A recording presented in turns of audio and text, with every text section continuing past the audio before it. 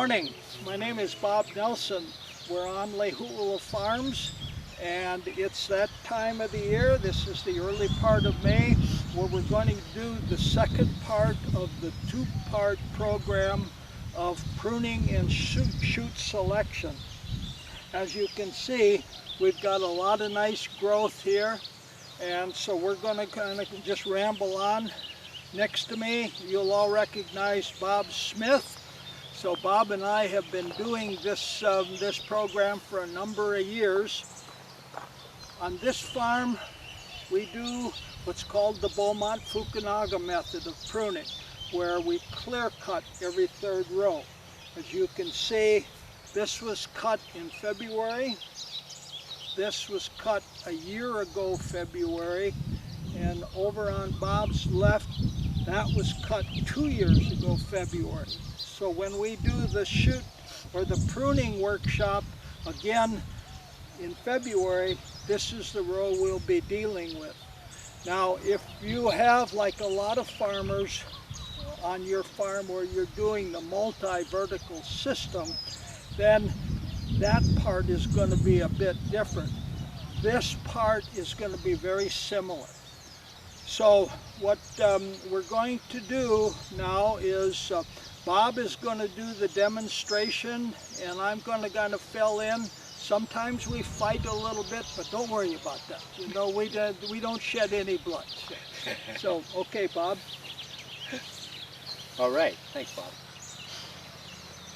So, before I start the demonstration, I would like to say that I should thank Bob for being so generous and allowing us to use his farm as an example.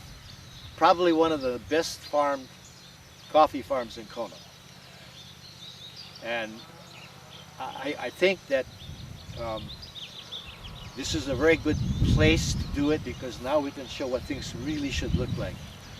If you look at your coffee trees and they look like this, then you're doing the right thing. If they don't, then maybe you need to look into what your farming practices are.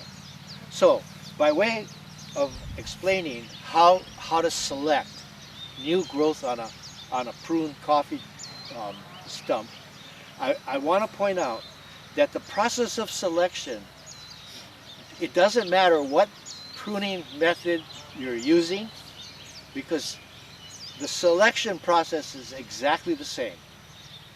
And the goal here at this point, this will be called our first selection, is to start and select out 4 or 5 young verticals, although we only want to end up with 3. As you can see over here, there's 3 here. That's all we want to end up with. But you can't really tell at this stage which of the coffee shoots are going to be the ones you really, really want to keep. You have more or less a good idea, but it's good to have a few spares so that when you come through and make your final selection, you can eliminate 1 or 2 of the ones that are in excess. Also, there's a moth, and it's called the banana moth for no reason that I know of, and that the larvae of that moth go after the young shoots. It's not really prevalent, but some years higher than others, but you can always expect a small percentage of your shoots to be damaged by the banana moth, which makes them no good. Okay? So, when you start your selection process, you always start at the very bottom of the tree, knowing that you don't, first you take off what you know absolutely you're not going to keep. So we start like this, and we take off everything on the bottom. And as you're going, this might look like I'm doing this because I've done this a million times. So if I'm going too fast, I apologize. What I'm doing here is I'm taking off shoots that I know for sure I don't want. Okay? And you can see I'm getting down now to where I have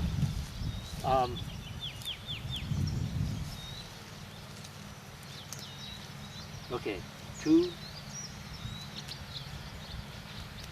Okay, So the way to tell if a shoot's going to be a good shoot is even when it's this age here, you should be able to bend it over like this.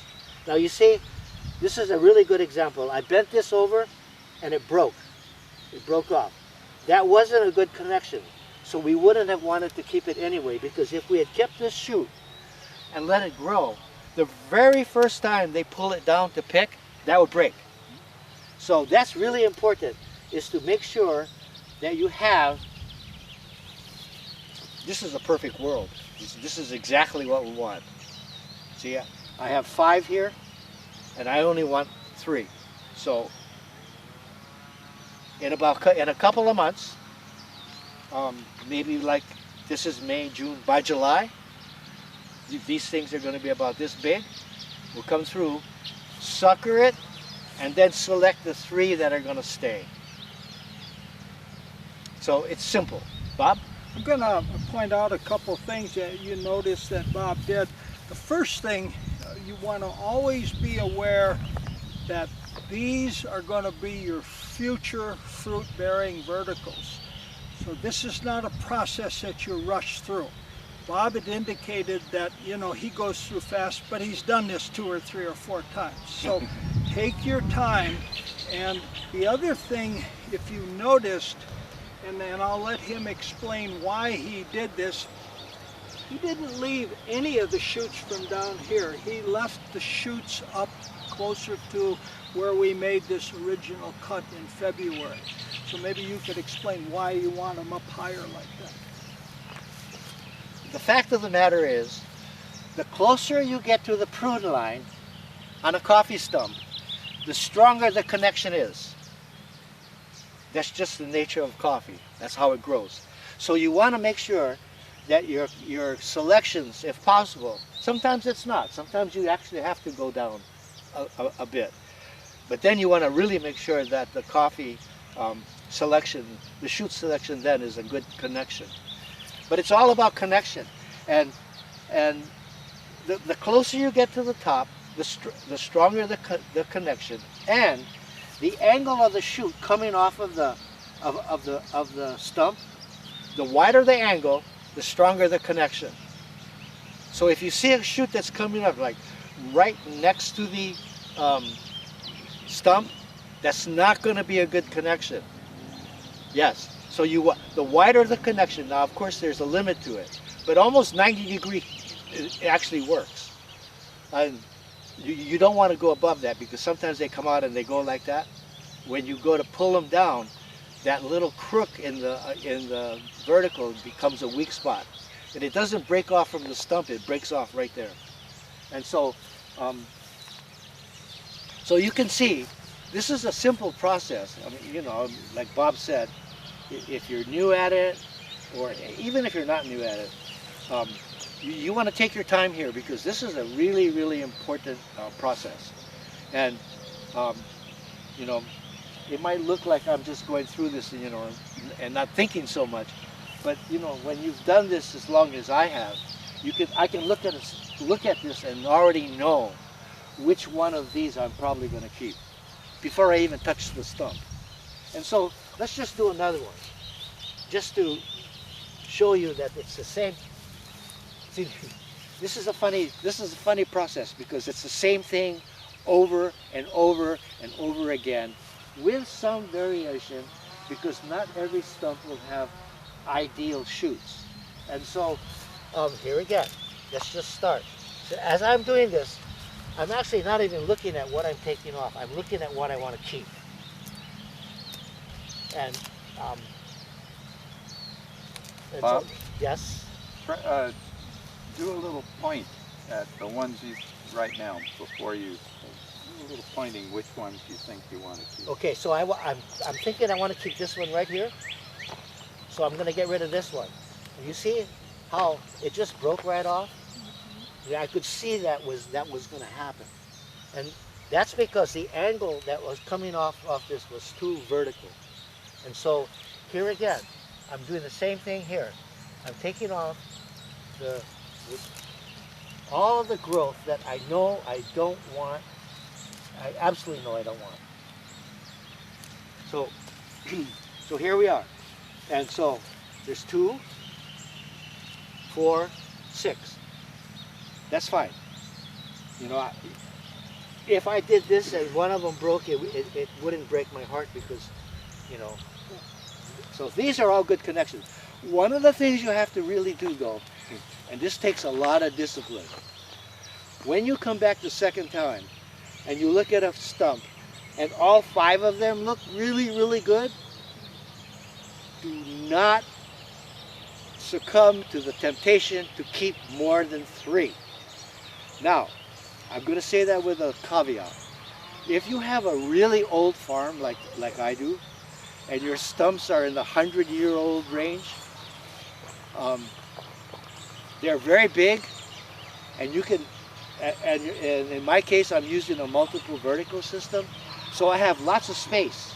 You know, the stump is big, and it's got lots of room, and if it's a really healthy tree, leaving 4 is not a bad idea. But you always want to think 3, because even when I say you could leave 4, you probably only get a small percentage more coffee out of that. And you made your stump, your growth, your new growth, too compact and too tight. Because one of the things in coffee is that yield is related to the amount of sunlight that gets into the tree. So people that have trees that are too close together, have too many verticals, end up with less coffee, not more. And so, and smaller beans too, as Bob pointed out. And so, discipline here is really important. I cannot stress that more. Okay, so that's it, done. Now, Bob mentioned, you know, the fact that we might have 6 perfect, let's say perfect on here. Now you are going to have to make the decision which 3 you're going to get rid of.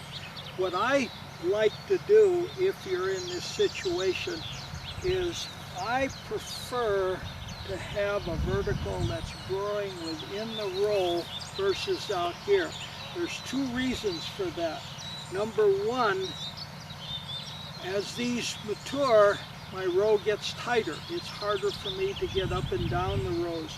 Number 2, that one here, when the pickers are going to pull it over, is going to have a greater chance of breaking if they're pulling this way on it than if it's coming up here and they're pulling this way or this way. Now, it's not a perfect world. And if you can walk around, you'll see not every tree has got this option. We are going to be faced with a situation where we may only get 1 or 2. Now, there might be 2 extra weak ones on there, but I would say don't put forth energy and time into trying to make those strong, because it's never going to happen. Keep your 1 or 2, and next time around, hopefully it'll be better. Also, there's another thing to remember here. Sometimes coffee shoots come out and they're ribboned, like a ribbon. They're narrow and they're malformed. I was looking for an example, but there aren't any handy right now. Never ever select those under any circumstances, ever. And you may wonder why I have my clippers. First of all, it's kind of a habit. But secondly, when you come through for your next selection in 2 months, don't rip them off, cut them off. Because you don't want to leave a scar on the stump for any reason. So if you just cut them off at the base, that way you eliminate that problem. And here we go. I have 2 questions, if I may. One is, I heard right at the top, for instance, this one, you don't want it right at the top because it'll tend to start forming over it and break off. Actually, if you can bend it over, Yeah, like this, then it's good. it's absolutely good. In fact, it's really good, is because over time, what's going to happen is this here is going to overgrow the Right. prune. Right. And so, But I didn't know if that would still break there or not. the proof, the way to do that is to always bend it over. And if you'll notice, I didn't just gingerly bend it over, like I really bend it over. And if you do that and it doesn't break, that connection is never going to break. It'll get stronger actually. Another question I have is sometimes there's two that come out together. Yes. Do you ever pick one of those, or is it one of those that you kind of automatically take them both off? Depends. It depends. Sometimes you don't have a choice. If there's a space between the two shoots, if there's a space between the two shoots, even a little space, if you have to, you can keep those and they'll be fine. But ordinarily, if you have other choices, it's better to eliminate one of them. Which one? Well, Is it again, the bend technique, or is yes. there No, pretty much yeah. where the well, two things. One, bend them over. But if you look at, if you pay attention and you look at the connection and spend a few seconds studying it, you'll be able to see which one of those is strongest. Sometimes they both are. And I wanted to now just to kind of back up and do a little basic plant physiology and identification, because this is really important, as you'll understand in a minute.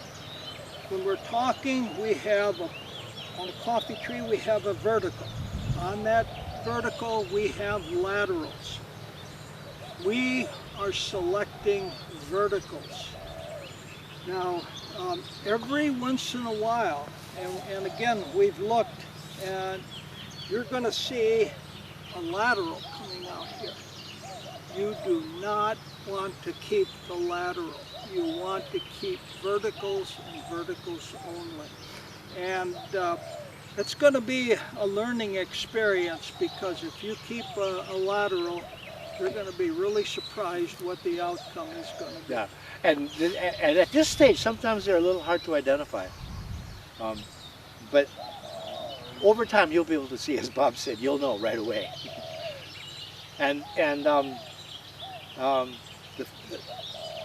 So to summarize this whole process, it's actually really simple.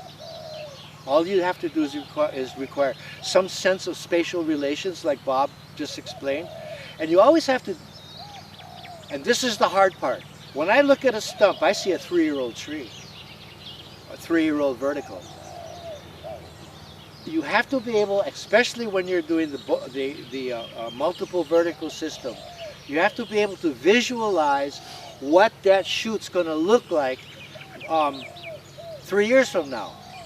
And I'm just going to backtrack a little. When you're selecting for the multiple vertical system, where you have different ages on the same stump, you always want to make sure of one thing. No lateral from the surrounding branches, verticals, is allowed to overtop the new selection. In other words, what you have to do is give the selection site absolutely clear space. And sometimes that's really, another thing is hard to do, because you're going to have to take a lateral that looks just perfect, is growing beautifully, has coffee on it, and you're going to have to eliminate it. Because this process is selecting for the long term, for 3 years. And so these verticals that are coming up when they're young, they have to be able to be freestanding. If they're not freestanding, when you eliminate the following pruning season, when you eliminate the other verticals that are there, these ones don't have the structural integrity and they flop over. And that sucks. It really does, because that's a useless vertical. You can try propping it up, but it's never any good. And so it's really important to make sure that you have clear space, lots of room, not too many, 3, 4 if you have a really big old stump, but never more than that. All right. Well, I think that pretty well it covers what we had to say today. I know you have a million questions, and I just wish we were all together here so that we could spend some time answering those questions. Hopefully next year we won't be faced with the situation we are this year, but this was a great way of getting the word out to you. So again, the basic thing This is your fruit-bearing verticals of the future. Take your time in selecting which ones you're going to keep, because it's going to be really important for the next 3 years. And that's all I have to say. Bye-bye. Take care, guys. Happy selections. Thank you.